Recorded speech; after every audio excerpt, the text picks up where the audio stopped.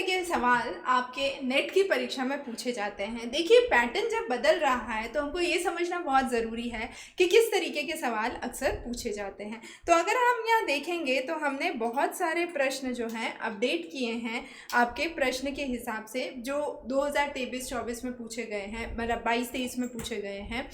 तो देखिए, कुछ टॉपिक्स हम यहाँ निकाल के ला रहे हैं जिसमें 2023 में सवाल पूछे गए हैं। जैसे कोऑपरेटिव लर्निंग पे सवाल आया है, इसकी 5 स्टेजेस पूछी गई हैं।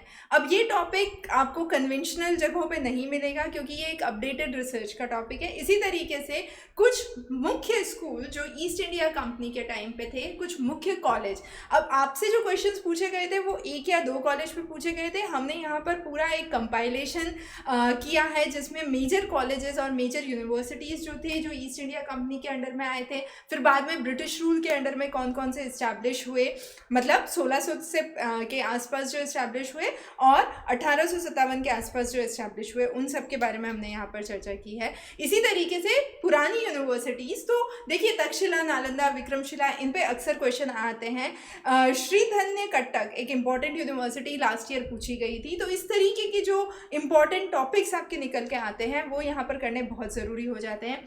अनदर जो एक बहुत महत्वपूर्ण सवाल पूछा गया था वो एलईडीज़ पे था। क्यू एलईडी क्या होता है, ओ एलईडी क्या होते हैं, तो एलईडी क्या होता है, उसके प्रकार क्या होते हैं, फिर आपके नेगेटिव रेडिएटिव फोर्सिंग क्या होती है, ओजोन डिप्लीटिंग सब्सटेंसेस क्या हैं, रिजर्व सस्पेंडेड पार्टिकुलेट मैटर्स क्या हैं, तो रेस्पिरेटरी सस्पेंडेड पार्टिकुलेट मैटर्स, इन तरह की टॉपिक्स पे आपके सवाल पूछे गए थे जिनको हमने कवर किया है। फिर अगर आप यहाँ देखेंगे तो अगर हम और टॉपिक्स लेके आएँ तो साइटेशन एनालिसिस, अलग अलग तरह के साइटेशन मेथड्स क्या होते हैं, एपीए क्या है, एमएलए क्या है, शिकागो क्या है, इसी तरीके से बिब्लियोग्राफी में क्या क्या एब्रिवेशंस यूज़ होती हैं, उन पे सवाल आए थे।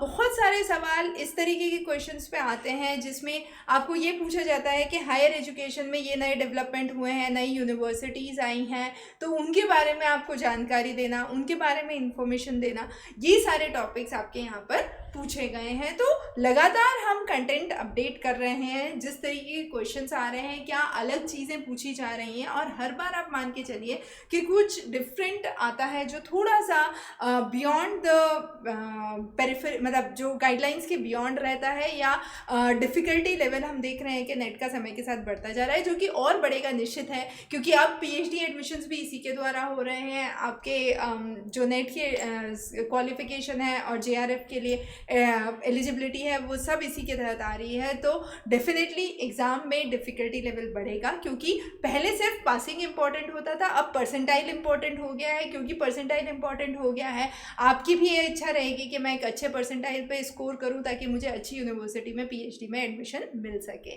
तो जुड़ने के लिए बहुत बहुत धन्यवाद। हम अपडेटेड कंटेंट लेके आते रहेंगे। फिर भी अगर आपको कहीं क्वेश्चंस हैं, क्वेरीज हैं, तो आप हमारे दिए गए नंबर पर संपर्क कर सकते हैं। आपको अगर किसी भी समय कुछ भी जानकारी चाहिए तो आप हमारे इस नंबर पे संपर्क कर सकते हैं। धन्यवाद।